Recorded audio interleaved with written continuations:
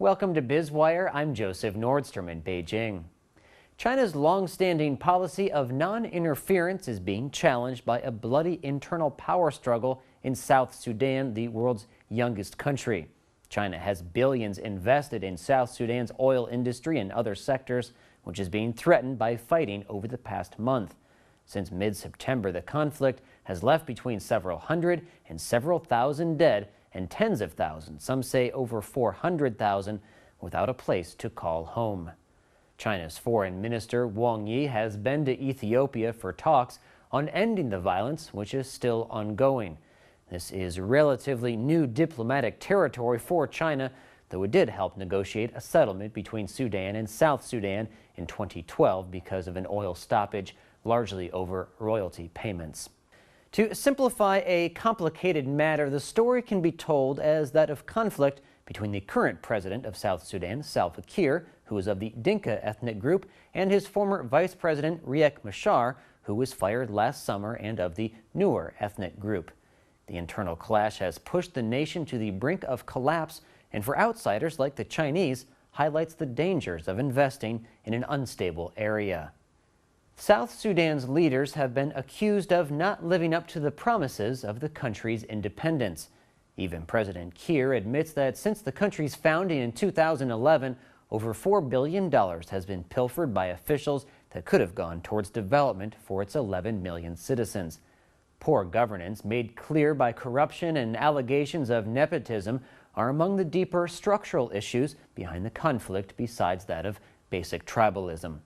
Of the money the government did spend, David Smith of The Guardian reports that 38% of oil revenue was used on military and security services, with just 10% going to infrastructure and 7% to education. In 2011, Sudan agreed to split into separate countries after decades of civil war and accusations of genocide. Under the agreement, South Sudan could keep its oil so long as it was sent north to Sudan for processing and then export. South Sudan has been exporting around 240,000 barrels per day, bringing in roughly $7 billion in revenue to the state. The Wall Street Journal reports that Sudan receives about a quarter of that for its role in transiting and processing.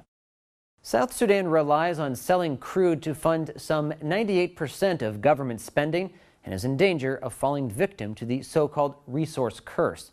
This has afflicted similarly naturally well-endowed states that lack strong institutions that can serve to check and balance power.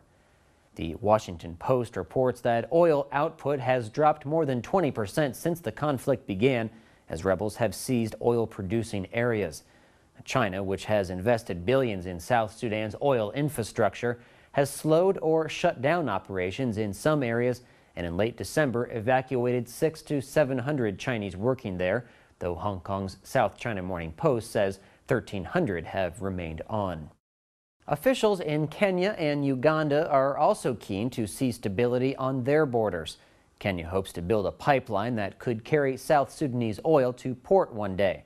The Washington Post writes that Uganda, with large untapped reserves of its own, is worried that ongoing violent conflict will scare badly needed investments away from the region.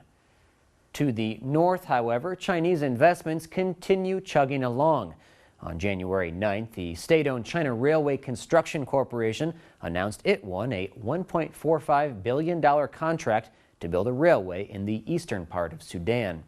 The state-owned dam builder Sinohydro has constructed several projects in the region, including the $838 million dam on the upper Adbara River in Sudan.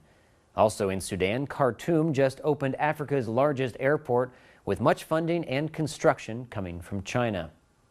Chinese Foreign Minister Wang Yi has called for an immediate ceasefire in what he termed an inclusive political dialogue with international support. Wang says what is most important for South Sudan is stability and development, without which the fundamental interest of all ethnicities in the country would be impaired. You're watching Biz Wire on the Blue Ocean Network, China's first and only privately owned English language broadcast media. Our full episode can be seen on our website, which is BONTV/biz-wire. In just a moment, we'll continue with more insight into the big picture of China's economy.